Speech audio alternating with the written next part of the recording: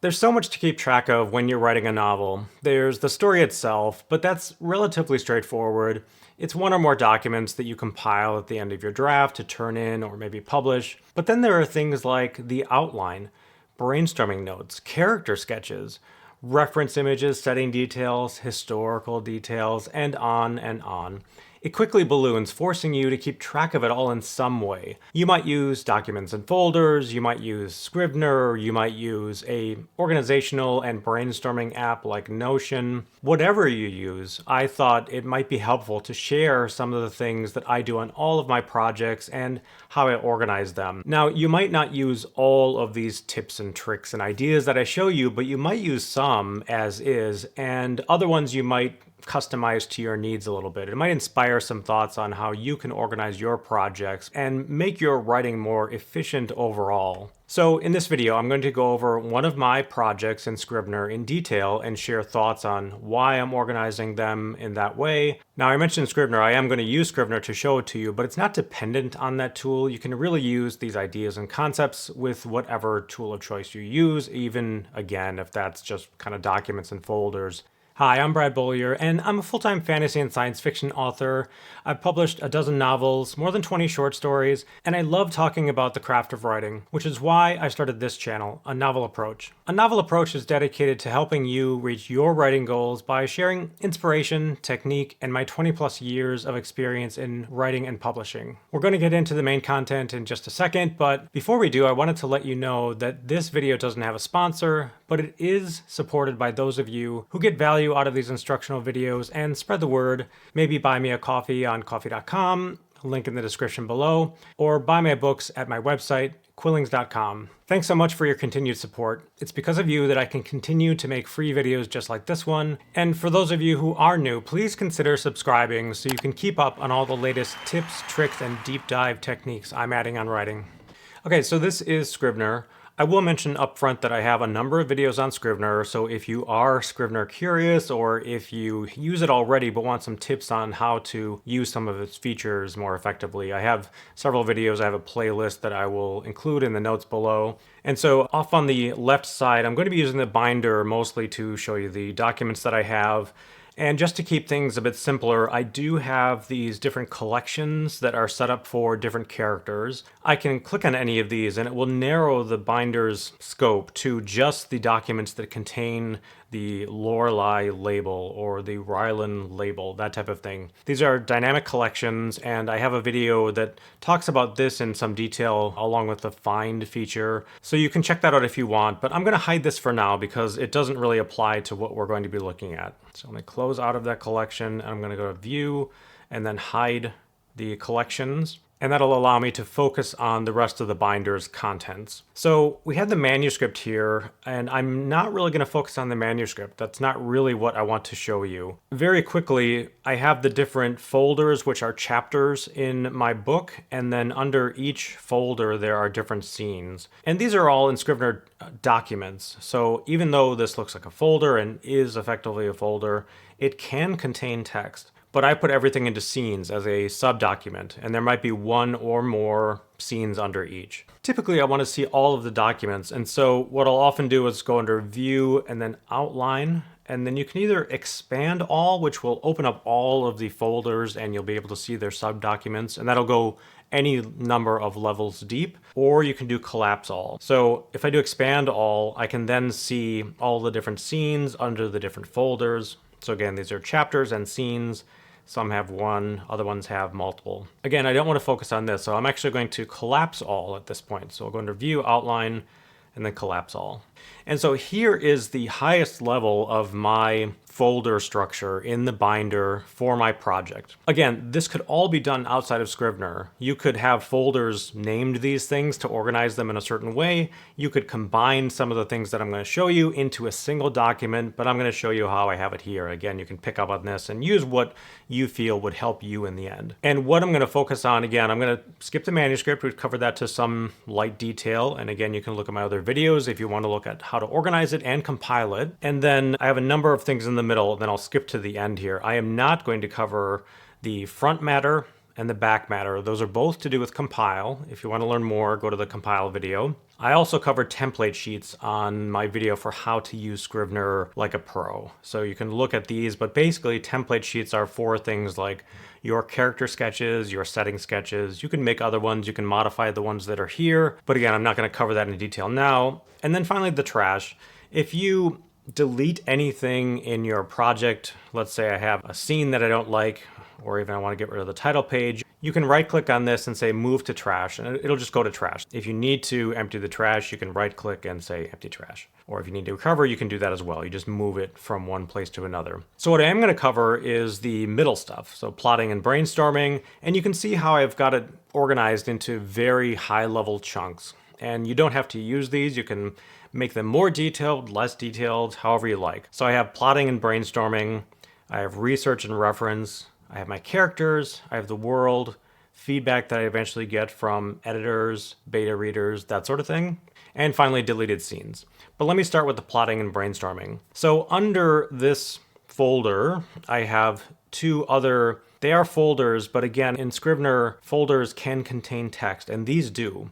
So under this plot storming, this brainstorming thing for my plot, I have many subdocuments, and the actual book 2 plot storming contains text as well. And this is where I'm starting to gather my thoughts on the plot itself and try to understand what's happening at a very high level. And then I tend to start to get more and more detailed as time goes on. This is the middle book in a trilogy. And so I wanted to answer the question, what is this book about? If the first book was about this mountain city of Ancrus and the threat it's under, and the fact that this trickster god Phaedron is behind it all, and that he's getting closer to freeing himself from this prison he's in. Book 2, I want it to be about him freeing himself. And so that helps me to organize all of my thoughts about what this book is going to be. Everything should really be adding to that end goal. Whether or not Phaedron succeeds in the end is another matter, but I wanted to be able to guide my thoughts all throughout the story. And so I'll ask and answer that question early on, but then I'll start to expand on those ideas a bit. So I have different characters. This is an epic fantasy. There are quite a number of characters and quite a number of POV characters as well. And I wanted to figure out who was sort of teaming up with who. They don't all get their own POVs, and in fact I want their threads to kind of intermingle over time as the story plays out. And that would change over time as well as unexpected things happen to the characters. And so I just put down for my own reference, again I knew them, but I just wanted to organize this stuff in my head. Part of the trick for us as authors to get these stories out is to sort of have everything in main memory, so to speak. To start to fix in your mind who they are and what they want and how those things can interact with the other characters. I do also start to color code the characters.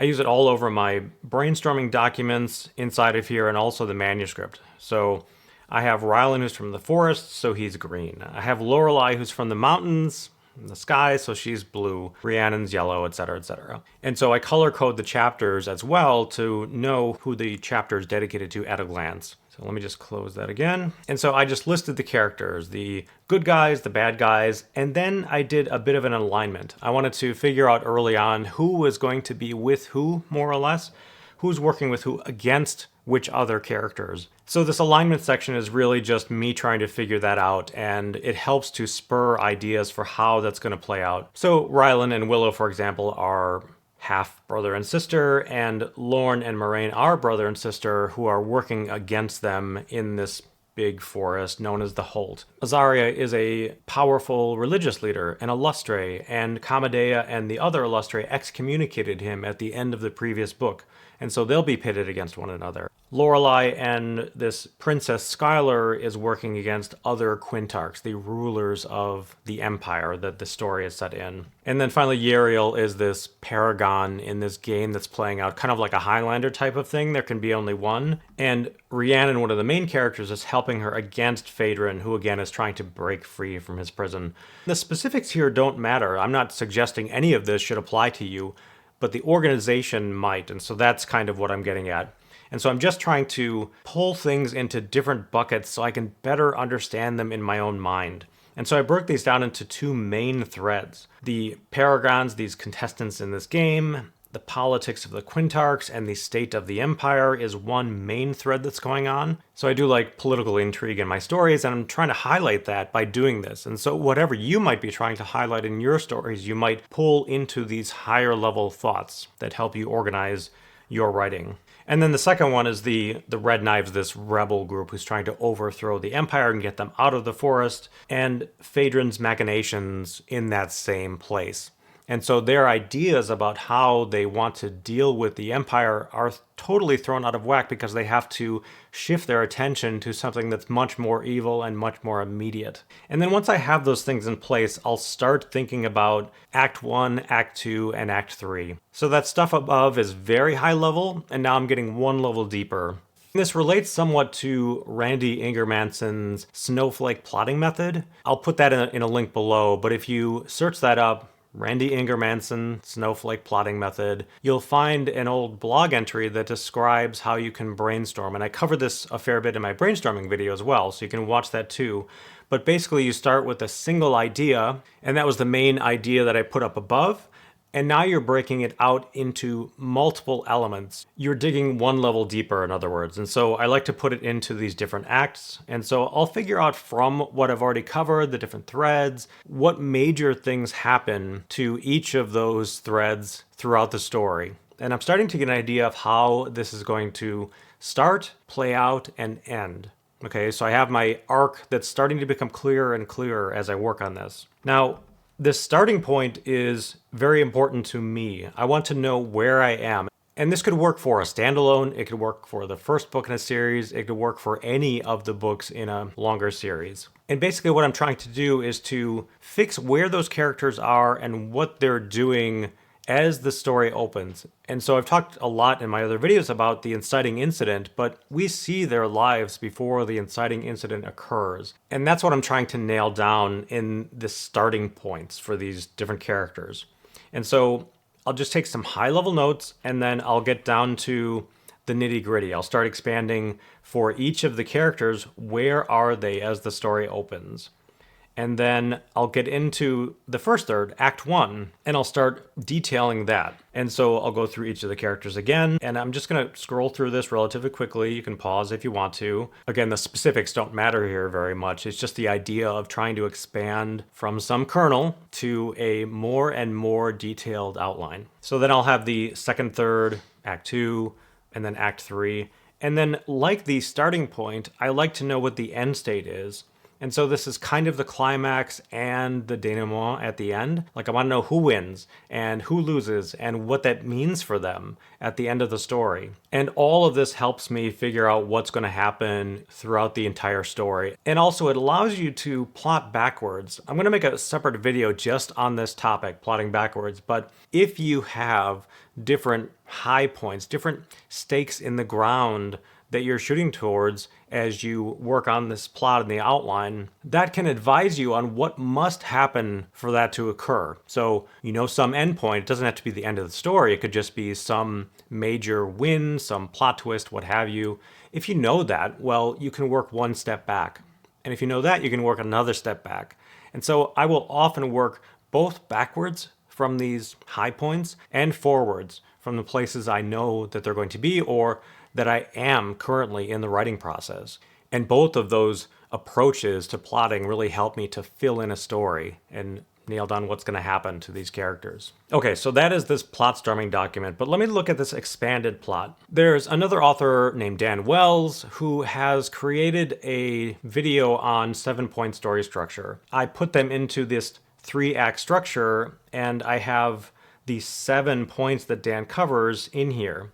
So there's the hook to get you into the story. There's the first plot turn that moves the story from the beginning towards the midpoint. There's a pinch, the pinch 1, there are 2 pinches, and that forces the characters into action. And then we arrive at the midpoint of the story, there's a second pinch that applies even more pressure. This is when things look very bleak. There's another plot twist towards the end, and finally we get to the end of the story. And so because I liked that structure, I wanted to use that in this book, and I've used it in other books as well. Again, I'm not necessarily recommending 7-point story structure. My point here is anything that you like in terms of structure, you should document in some way. Use Scrivener or whatever organizational tool you want to your advantage and just start jotting things down to help you clarify the story in your mind. Okay, so those two documents, the plot storming and the expanded plot, and again, you can see I didn't really fill all of it out. Like once I start getting into a story, especially towards the midpoint, the ending starts to become pretty clear, and I just don't need these documents as much as I did in the beginning. In the writing of the story, it advises me so much on what has to happen towards the end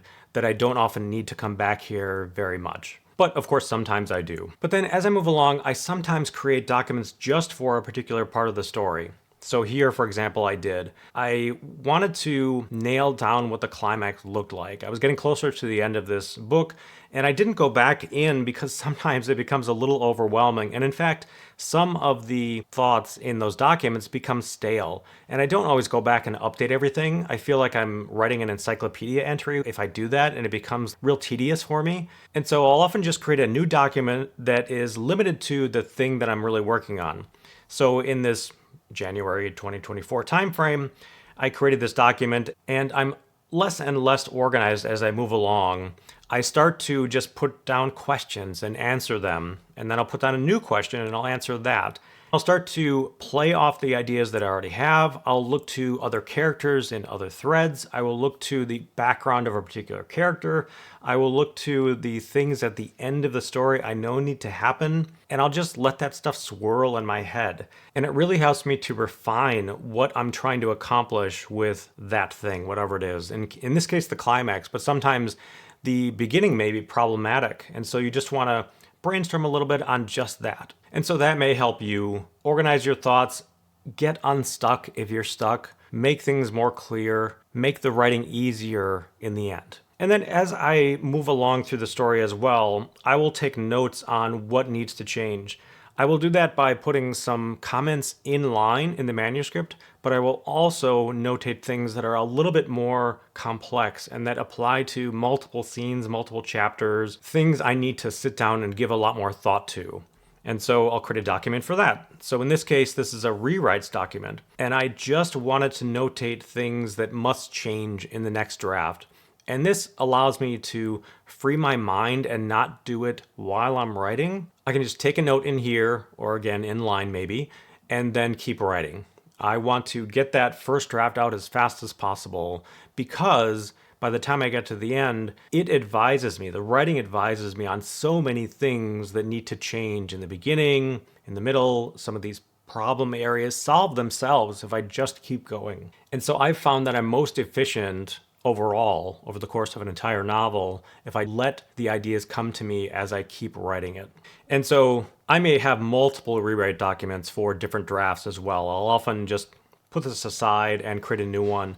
And the reason I keep doing that, creating new documents, is these get really big, they get long, and I can't keep track of everything. And so I'll just set them aside, I'll keep them, but then I'll make a new document, and that helps me focus on one thing. I just can't focus on all that stuff at once. So it's just a way of me streamlining my thoughts to a degree. So here's an example of finalizing the manuscript. This is just a further refinement.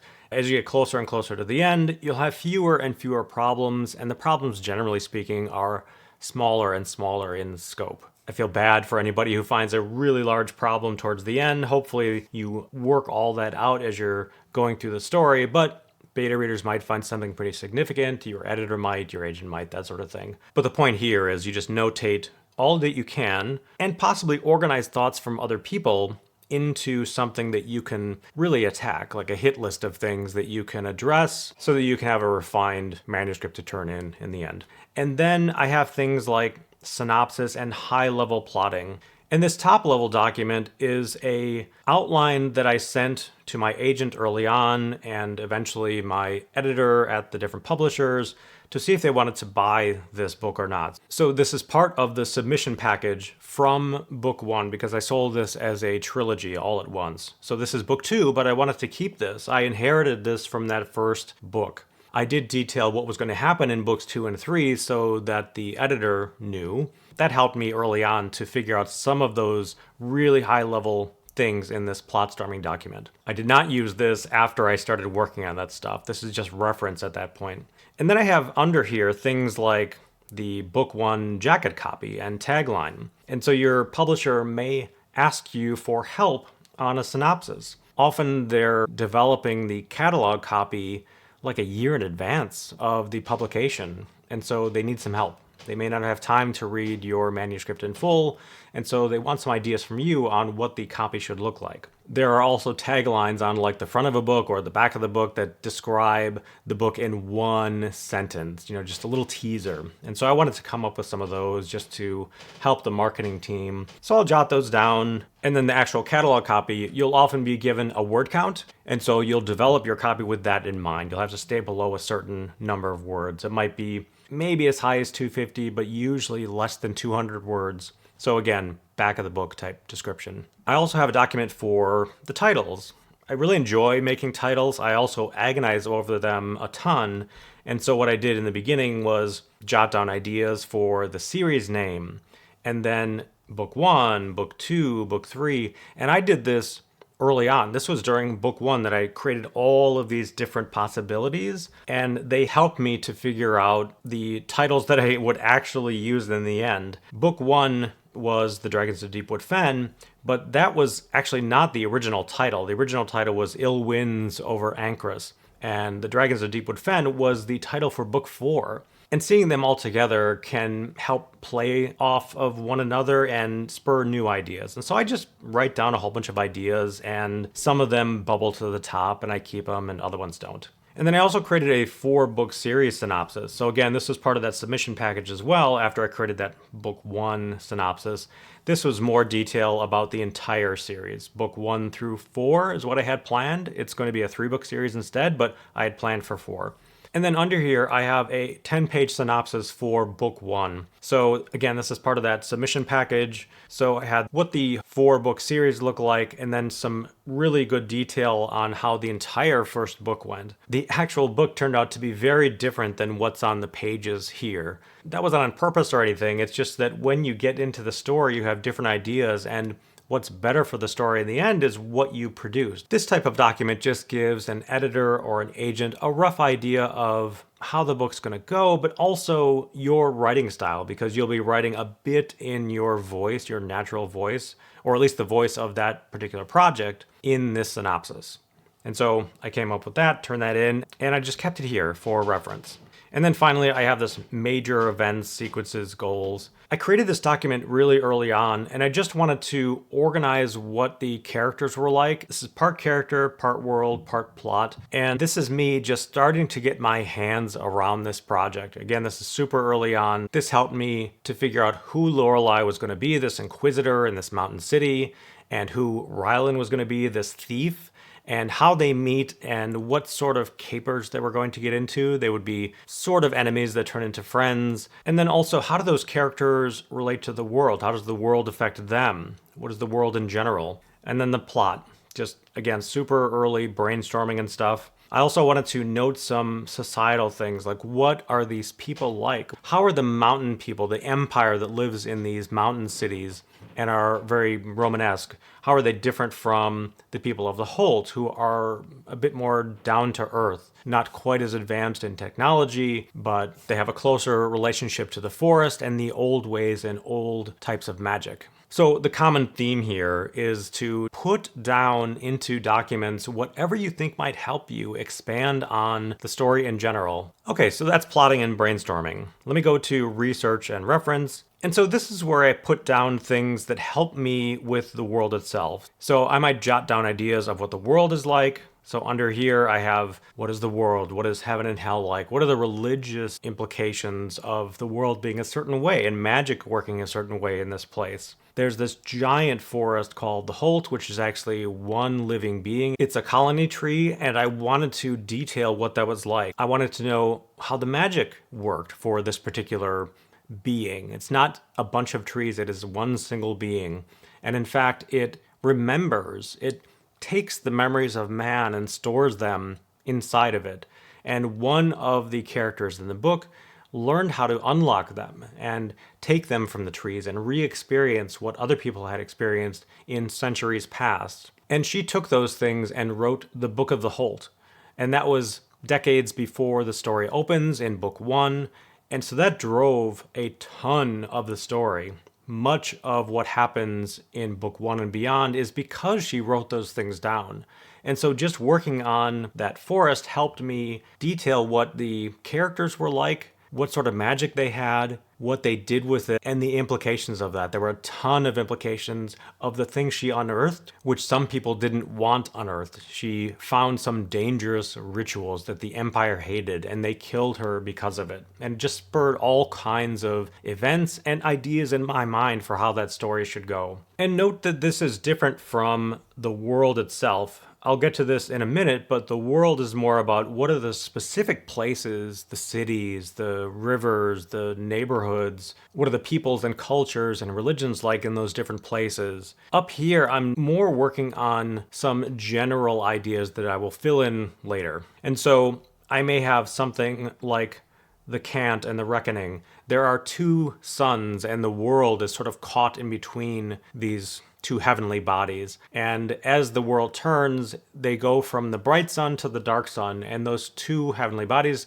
shed different types of magic on the world, and those different types of magics are harvested in different ways by creatures and by man, and used in different ways as well. And so again, this is just me trying to figure out what this place is like, really early on stuff. These 6 tombs, I had this notion of 6 tombs with these ancient paragons, these very powerful creatures being buried there. They're asleep in a way, and they could be reawakened at some point. And so the Empire has 5 different cities, and so I turned this into 5 tombs that the characters know about early on, and the religion was built around 5 tombs. The whole power structure of the Empire was built around 5, and then the main characters discover a 6th. And so the question is why? Why was it hidden? Who hid it, and what does it mean for the characters, the Empire, the people of the Holt in this great forest, and beyond? I have a couple of the documents I didn't use so much in this particular story, and you can see how some of these might go stale, and you can keep them organized or not. It doesn't matter so much. However you want to organize your project is fine. So you might jot down some ideas on what you want to research when you have the time. I was watching this documentary, Planet Earth 2, and that helped inspire a whole bunch of stuff in this book. And so it's a contemporary documentary about our world, and the details of it helped spur a ton of ideas in this magical realm, this secondary world fantasy that I was writing.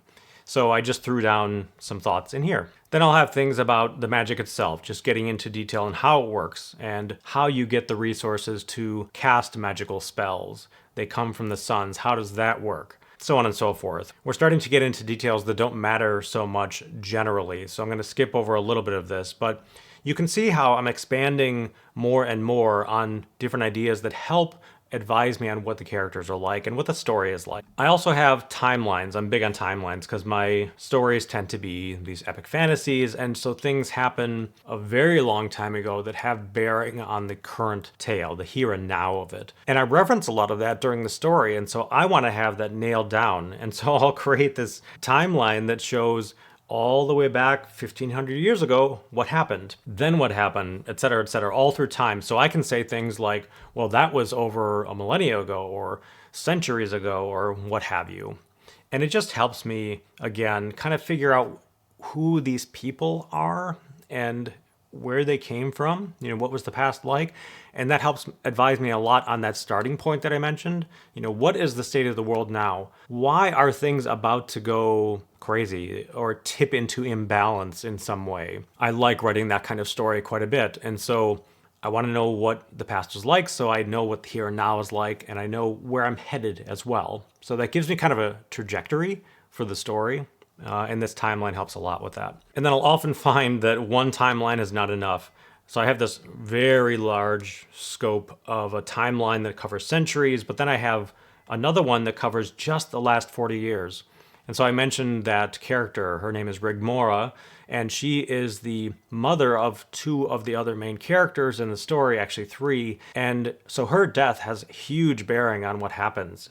And so she doesn't actually appear in the story at all. But what she did mattered a ton, and so I want to detail that. And so you may have something like that, where you have a character who is actually kind of off-screen, but looms large in terms of what happens in your story. And so you want to detail what happened and when, so that when you reference those things, you can use this to figure out people's ages, because they may have been more impressionable at a certain age than they are now, but it could have affected them greatly at that time. And this will just help you organize your thoughts on how that affected them, what happened specifically, and what happened afterwards. I have another one, for example, for a certain campaign in a long-standing war, as the story opens, that has been playing out, and it affected one of Lorelai's closest friends, Skylar Solvina, and she's the princess of the Quintarch, one of the 5 rulers of this powerful empire. And so I wanted to figure out what happened in that war and how that affects Skylar's dad, the Quintarch, and Skylar herself, and so how that affects Lorelai too. And then I'll have just random things. Anything that I want to keep track of, I'll throw in here. So, like swearing, for example. Like, I differentiate different books by people saying, "Our sweet grace, what are you doing, child?" Or stone and scree is something different in the mountains as compared to the holt. Bough and branch in the holt instead, in this forest, because they were raised in different environments. And so I just want to kind of organize that a little bit and keep track of it. This was actually something that I didn't come up with ahead of time. I came up with them on the fly, but then I wanted to remember what I had done in the past. So I just threw them in this document for reference. And then here's an example where a particular item, a chalice, figures heavily into book 1. And so I had to describe it, and I described it in some detail because it is so important. It's actually a mystery what this cup represents. And so when they look at it, they're like, what makes this thing special? And so I wanted to have a reference to describe it in some great detail. And so that's what I threw in here, just a picture. So you can have folders of pictures. I tend to use Pinterest for that instead of this, but something that's really important I do put in here. And then I have a character folder where I keep track of all the things about the different characters.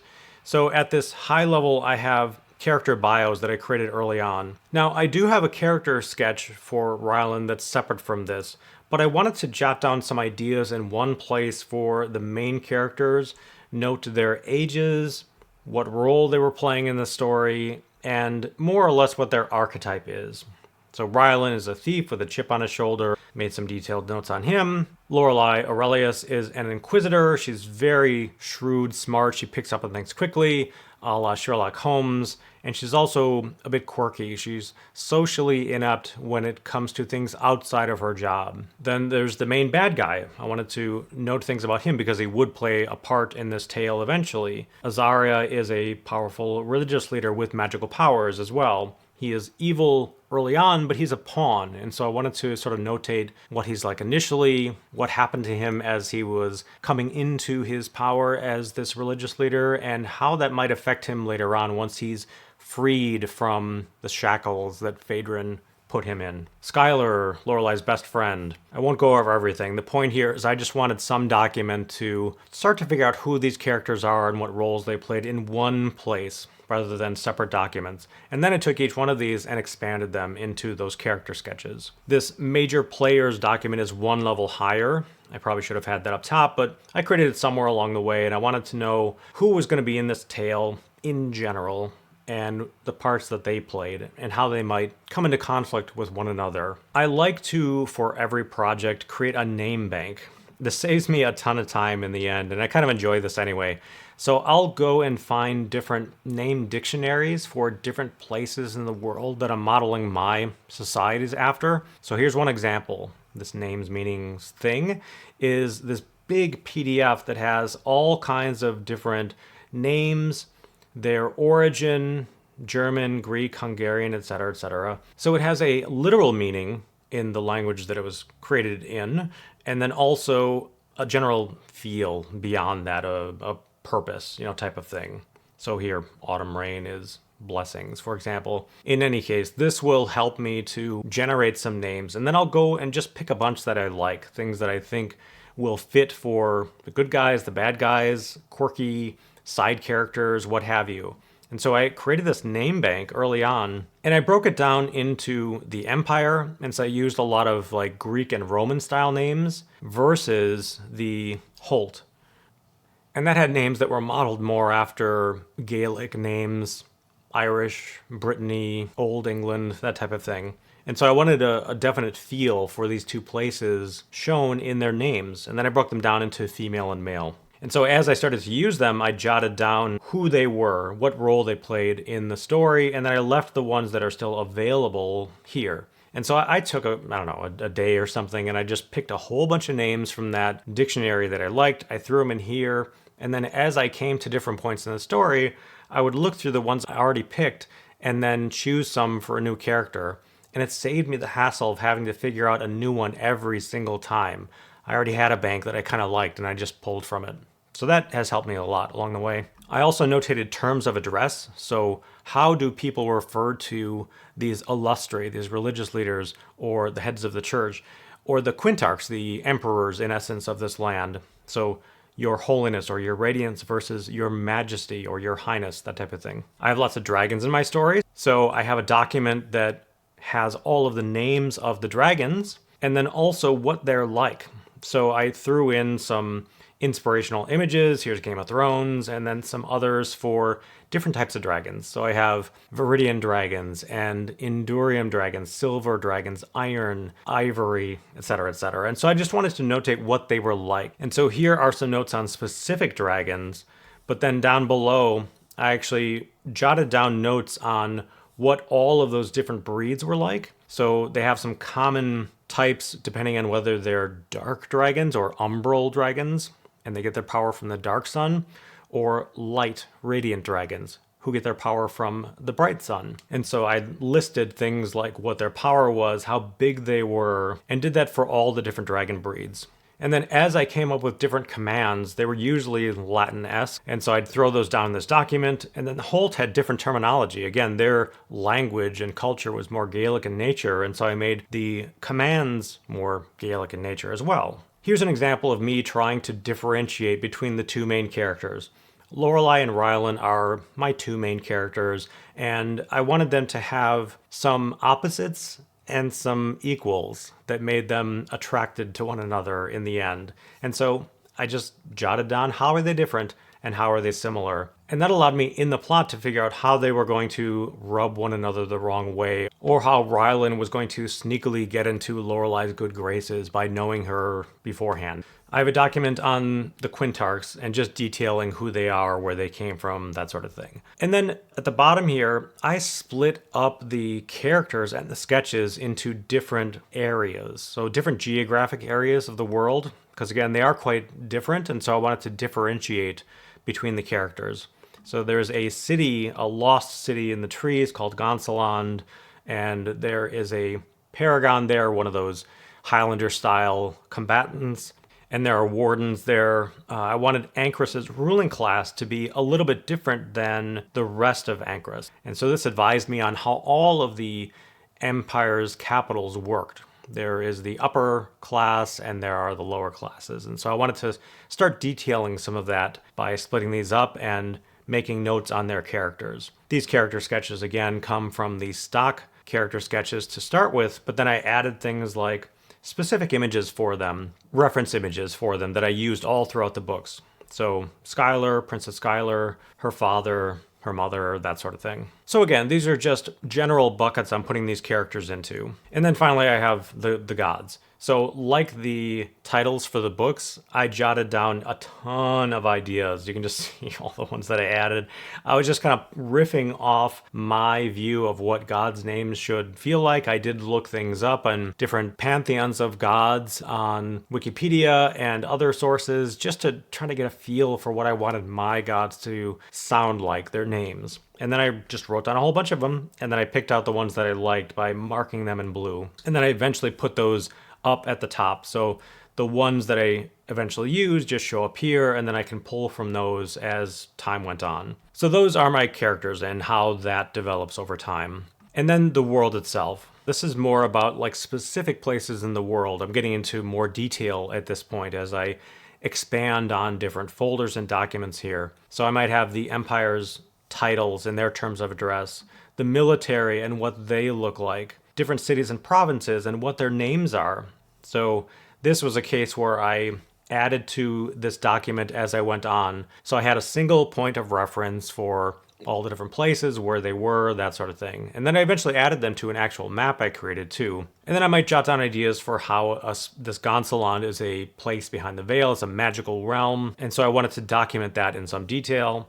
So here's an example where I wanted one of the cities, Ankris, one of the capitals of the empire, I wanted it to look and act like a real place would. And so I found this place in Germany near the Swiss border, Salzburg, that has a fairly steep drop-off at the edge of these mountains. And that's what Ankris is very much like. And so I used that and found off of Google Earth, I think this was, a topographical, a tilted angled view of this city. And so what it might look like to the people who are flying dragons, for example. And that really helped me to figure out how things looked in my head so I could describe it well in the story. I'll jot down names of mountains, neighborhoods, that sort of thing. I have tons of palaces, fortresses, tombs that I jotted down. How money works in this world, so I can keep myself organized on how that works. And what it looks like, what it feels like. They happen to be coins. They don't have paper money yet. So you can see this is a detailing of the world itself. Just use this to your advantage to jot down anything you think might be useful. Again, these might spur ideas in characters and plot, and then you'll have them handy as you write the story.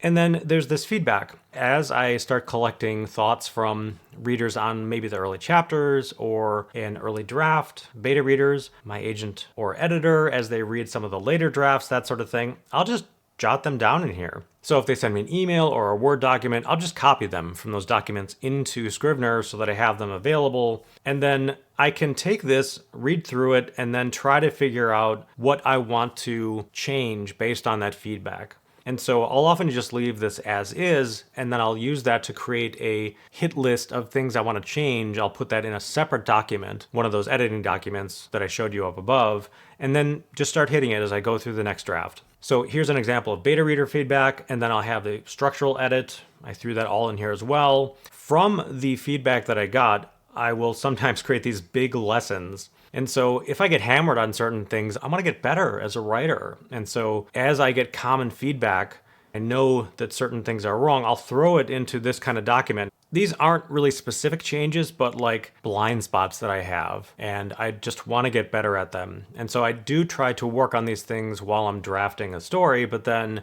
as I'm going through the later drafts, sometimes I'll have these very much at the forefront of my mind, and I'll try to correct these things and make sure that I'm correcting them in future drafts as well. So I'm not wasting so much time and making my first drafts a lot better in the end. So jot that down in feedback. And then deleted scenes. I don't have many, but I do have some things that just don't work. And so I don't like getting rid of things because I might use bits of it in other scenes. And so I'll just pop it into this deleted scenes. And so if you have a Patreon, for example, you could use these deleted scenes and share them with your Patreon members and give them kind of an inside look of what your project was like midstream. But I don't like throwing that away, so I'll throw them in there. That is my organization. That's what I do more or less for each project that I work on. And so if you can do these things, organize yourself in terms of world, character, and plot, it helps you so much in the writing itself, and it helps create a better story in less time in the end. I hope that inside look gives you some ideas on how to organize your own writing projects, but those are just my thoughts based on my own experience. I'd like to hear from you. Do you have any tips and tricks I missed that really work for you? Are there tips for specific genres like mysteries, thrillers, romances that really help write that type of story? If you have some, please leave a comment below. And if you found this video useful, I hope you'll like and share with other writers and writer groups especially. That really helps to spread the word about the channel. I've got a ton more videos planned, so be sure to hit subscribe. I'll see you in the next one. Until then, dream big, stay positive, and keep writing. Peace, everyone.